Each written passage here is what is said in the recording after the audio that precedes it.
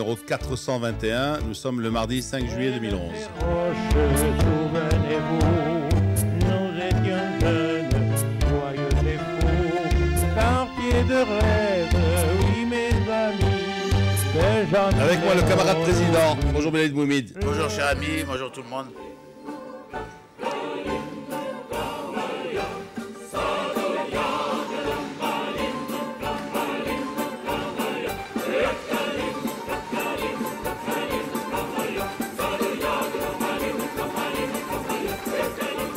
Et avec nous ce No hay matin, enemigo pequeño ni fuerza desdeñable, porque ya no hay pueblos aislados. Avec Como nous le establece la segunda Chino. declaración de La Habana, ningún pueblo de América Latina es débil porque forma parte de una familia de 200 millones de hermanos que padecen las mismas miserias. les pays sud-américains partagent la même misère. C'est le jeu de leurs équipes nationales, la Copa América. Ils partagent la même misère. On ne peut pas l'adresser aussi à l'Assemblée Générale du Raja. La même misère de jeu. Hein? L'Assemblée Générale du Raja. C'est Même aussi misère valable, aussi. non? Même combat. Même combat. Ouais. Alors avec nous, le professeur Aziz Daouda. Bonjour professeur. Tiens, je pensais qu'il allait nous mettre une musique canadienne ce matin. Ah, t'as rien du Canada Je là? l'ai accroché hier. Du Ouais. Québec. Non, ça c'était une musique pour le festival de Marrakech qui a pris fin le 3, mais on n'a pas eu le temps de d'accord. changer, mais on changera demain, t'inquiète pas. Ouais, festival demain, je vous plus écoute. ancien. Demain, Demain, je te mets une musique québécoise. je voilà. vous invite, chères auditrices, québécoise. chers auditeurs, à ne pas rater le début de l'émission demain matin. Il y aura Musique une québécoise demain. musique québécoise Voilà. du Canada qui va accompagner notre professeur. Je te vois venir. Demain, on vous le dira pourquoi. Je te vois venir. On vous le dira demain. Demain, Si tu pas veux, je peux le aujourd'hui. dire aujourd'hui. hein. Non, demain, c'est mieux, demain. On le dira demain. D'accord. Alors, coup de cœur, coup de gueule. Pourquoi tu montes le sang comme ça? Pourquoi? Ah, parce qu'il est solidaire avec Pourquoi moi. Il est solidaire avec moi. Attends, je suis à MSL. Ouais, yeah. C'est pour que tu entendes ça aussi. Yallah, smash. Alors, ben oui, Festival de Marrakech qui s'est terminé Le 3. Dimanche. Oui. Alors, coup de cœur, coup de gueule, messieurs. Je n'en ai pas paradoxalement ce matin. Ah, bon. Par rapport aux autres jours. Tu sais, Non, sincèrement. tu sais que nous, on Ni a- coup de cœur, ni coup de gueule. Non, parce que j'ai passé la Tout va pratiquement. très bien, monsieur le professeur. Oui, Tout va très bien, Non, monsieur le professeur. c'est l'été, Lino. Et ça arrive. l'été, Ouais, ouais. des jours comme ça. Des coups de gueule, moi, je n'en vois pas. Des coups de cœur, oui, il y en aurait plein, mais bon.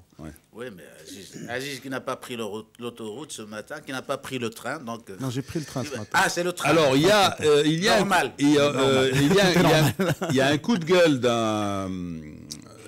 d'un auditeur hein, qui commence et qui dit pour Monsieur Daouda.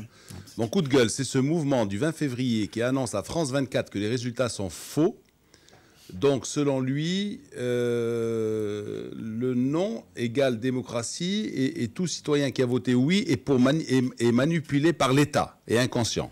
Sauf eux, bien sûr. Oui, j'ai entendu effectivement certains propos de ce genre.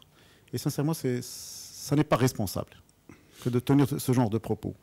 Parce que bon, mettre le doute ou semer le doute dans l'esprit des Marocains, c'est impossible, puisque les Marocains, c'est eux-mêmes qui ont été votés, donc ils savent qu'ils ont voté. Ils savent qu'ils ont voté majoritairement oui. Ils savent pourquoi ils ont voté majoritairement oui. Maintenant, à l'international, pavaner comme ça et tenir des propos amers, des propos qui sont en deçà de ce qu'on attend d'un jeune qui se veut démocrate. Parce que ça, c'est véritablement la minorité qui veut imposer sa dictature à la majorité, tout simplement. Et le terme est simple. C'est une dictature d'une minorité qui veut s'imposer à la majorité. Or, aujourd'hui, la question est que cette minorité comprenne que la majorité a fait un choix et que, comme dans toutes les démocraties du monde, elle ne peut que suivre le mouvement aujourd'hui et puis attendre son moment si jamais il y avait encore, je ne sais pas quoi. Mais de là à tenir certains propos qui porte atteinte à la dignité du citoyen marocain, du citoyen lambda, qui lui a été voté en son âme et conscience pour oui ou pour non, quand le traite d'inconscient, d'ignare, de vendu. Il y a des termes qui ont été utilisés qui sont quand même un peu inacceptables. France 24 comme Jazeera, ils jettent de l'huile sur le feu? Non, c'est peut-être la jeunesse de leur... tu te rappelles quand on avait reçu la dame qui s'est occupée du match des journalistes, je lui avais fait déjà la remarque, parce que comme elle est introduite dans ce milieu, en lui disant qu'est-ce qui se passe. Parce que sincèrement, c'est incompréhensible. Mais je mets ça sur la jeunesse de certains journalistes de France 24 qui, vous savez, à partir de Paris, on voit tout très bien. On a une vue du monde parce qu'on se croit au sommet de la Tour Eiffel. Et donc on voit mieux que les autres. On peut leur dire, occupez-vous de DSK. Parce qu'ils s'occupent de leurs affaires, parce qu'ils en ont plein aussi. Tu vois, mais bon, ils ont le droit de commenter. Bon, c'est une chaîne qui se veut internationale, qui se veut une ouverture de la France vers l'international. Mais ils devraient faire attention parce qu'il y a certains propos qui touchent à la dignité des gens, qui sont mensongers, tout simplement. Parce que je ne pense pas qu'il y ait une manipulation quelconque de ces résultats. Parce qu'il faut rappeler, il y a sur Zaman, je ne sais pas si tu as dû le voir, Lino, puisque je t'ai vu porteur de la revue. Ah ben oui, Zaman, bien sûr, on va en parler de Zaman. Ça va être mon coup de cœur, coup de gueule. Il y a un papier sur les différents référendums et les différentes élections qu'il y a eu au Maroc. Et ce score n'est pas étranger aux Marocains. Les Marocains ont toujours suivi les propositions de constitution parce qu'ils ont à chaque fois vu qu'il y avait un progrès dedans. Et c'est ça justement le propre de l'intelligence, c'est de savoir saisir la chance quand elle se présente et de la consolider et non pas de lutter contre et de la faire péricliter. Aujourd'hui, il y a eu une grande ouverture du pays, une grande ouverture, surtout une séparation des pouvoirs qui est manifeste, une volonté générale de tous les Marocains d'aller de l'avant avec le pays. Il n'y a pas de raison qu'une minorité, aussi intelligente soit-elle, puisse imposer son intelligence, si elle en avait, à une majorité, parce que la majorité aussi est intelligente. J'aime bien connaître les audiences. Par exemple, le soir, j'aime bien savoir combien d'entre nous regardent une chaîne nationale et combien d'entre nous regardent une chaîne internationale. Oui, par exemple. Je serais curieux de connaître. Il n'y a pas longtemps, le ministre de l'Information, de la Communication, porte-parole du gouvernement, avait fait un exposé sur ces choses-là avec des chiffres justement qui seraient scientifiquement établis. Et il paraît qu'il y a une majorité de Marocains qui regardent les chaînes nationales. Parce que, bon, sur le plan politique... Attends, déjà, hier encore, nous avons changé de café, d'accord? Est-ce qu'il y avait une chaîne marocaine dans le café où nous sommes allés hier? Non, il y avait une chaîne. Le matin, les gens. Voilà. Et qui m'a traqué sur le Yémen, et qui m'a traqué. Et tous les gens veulent boire le café, ils étaient là, les yeux rivés sur le petit écran. C'est vrai ou non? Sur le plan de l'information. Qui matraque tout le monde sauf le Qatar. Lino, sur le plan de l'information, effectivement, l'information est maltraitée. Il faut arrêter avec ça. Il y a un langage qui est désuète, qu'il faut abandonner et passer à autre chose. Bien sûr, je parle de chez nous. Ouais. Bien. À côté de ça, il y a des programmes de divertissement qui font un tabac. Des programmes de divertissement marocains qui font un tabac, des feuilletons, etc., qui font un tabac. C'est ça que les gens regardent. Bien sûr, nous, parce qu'on n'est pas intéressé par ce genre de programme, on regarde autre chose, on n'est pas satisfait. Mais la population est satisfaite de certains programmes de divertissement. Maintenant, quand il s'agit de... Explique-moi pourquoi les gens, pour s'informer, ils regardent Jazeera. Explique-moi. Pourquoi ils regardent? Je te dis que sur le plan de l'information, il y a des choses à changer. C'est sur le plan de l'information. Donc maintenant, quand tu prends le chiffre globalement, tu dis est-ce qu'il y a audience? Oui, il y a audience. Mais est-ce qu'il y a si on décortiquait cette audience en allant le téléjournal, le ceci, le cela, moi je sais très bien que bon nombre de Marocains regardent la première partie du téléjournal. Ils s'attendent à avoir une activité royale parce que c'est celle qui intéresse tous les Marocains. Et puis après, ils zappent. Ouais. Voilà, ils zappent. Alors, beaucoup de gens le font comme ça. Alors, tout parce qu'en plus, le téléjournal est long, c'est un langage désuète. Non, mais le discours n'a rien à voir avec l'image. Et ça, c'est dramatique. Il y a même antinomie entre le discours et l'image. Bon, passons, parce que ça, c'est des choses techniques, à la limite. On peut faire de la sémiologie de l'image, de la sociologie de l'image, etc. Tout ça existe, on ne le fait jamais chez nous. Mais moi, Aziz, la Constitution aujourd'hui, c'est des chantiers. Il faudrait focaliser sur tous les problèmes auxquels on sera confronté. Comment régler tous ces problèmes et quels sont les problèmes prioritaires? Il y a des acquis, de grands acquis qu'on peut exploiter. Mais par quoi commencer? On parle de 13 lois organiques à venir. Qui va être derrière ces lois organiques? On parle de tas de réformes à introduire dans notre société aujourd'hui. Est-ce que nous en avons les moyens? Politiques d'abord. Est-ce que les partis politiques sont à la hauteur? Qu'est-ce qu'ils vont faire les partis politiques demain?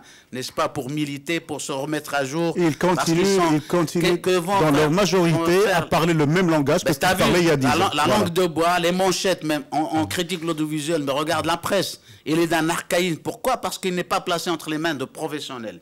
c'est toujours les partisans qui sont aux commandes justement de cette presse qui est archaïque, qui n'est plus ouverte ni lue par les jeunes. Et c'est ça qui est dramatique.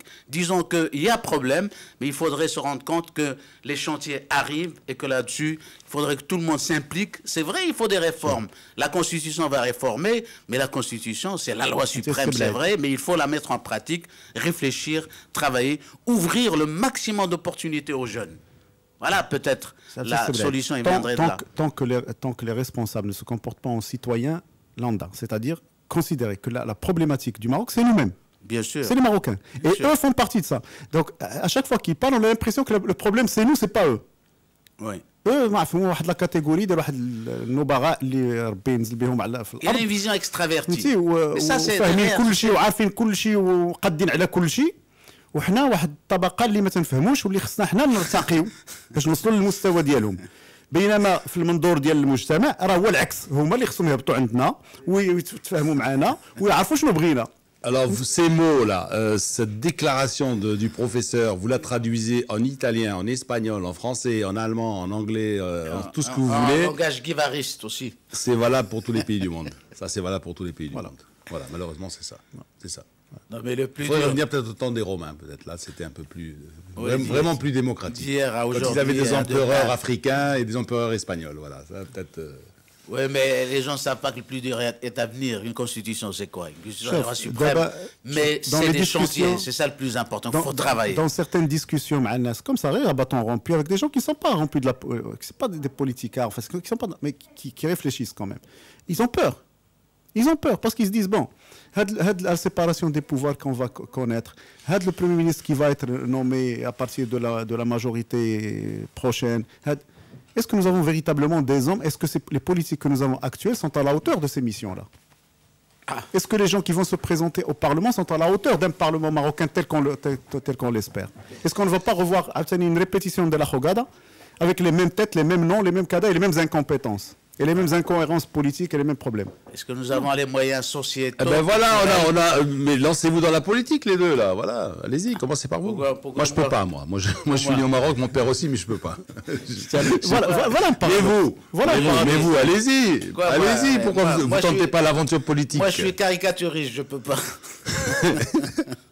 Si j'y vais, c'est pour faire des caricatures. Moi je préfère. J'ai pris une excellente retraite. Je suis très bien à Radio Mars. Si tu ne veux plus de moi, tu me le dis, je m'en vais, je fais de la politique. Là, moi, je préfère rester là tranquillement. Mais il en a fait, Aziz. Alors, il s'est engagé, Aziz. Bon, on a dépassé un petit peu le temps, là. Hein. Le temps constitutionnel. Le temps, ouais. Lino, avoue que tu as fait dans la provoque ce matin. Ben oui, c'est dans la provoque ce matin. On ne s'attendait pas, là. Tac. Et voilà. Au Bakri Majtewalo, parce que ici, j'ai un petit papier... Ah oui, pour nos amis de... Ah oui, Zaman. C'est une revue que j'adore. Elle est très bonne. Elle est faite par des historiens. 9e numéro. Oui. Pas de langue de bois. 8e numéro. 8e ou 9e? 9e, j'ai l'impression. 8e numéro. Et puis, je vois un papier sur les Roches Noires qui est signé Julien Degout. Alors, Julien Degout qui est étudiant, chercheur... Voilà, qui travaille sur l'articulation entre patrimoine et identité nationale à Casablanca depuis l'indépendance. Depuis l'indépendance. Depuis l'indépendance. Déjà, il est hors jeu, parce que là il parle des Roches Noires début du siècle et tout ça, donc c'est avant l'indépendance.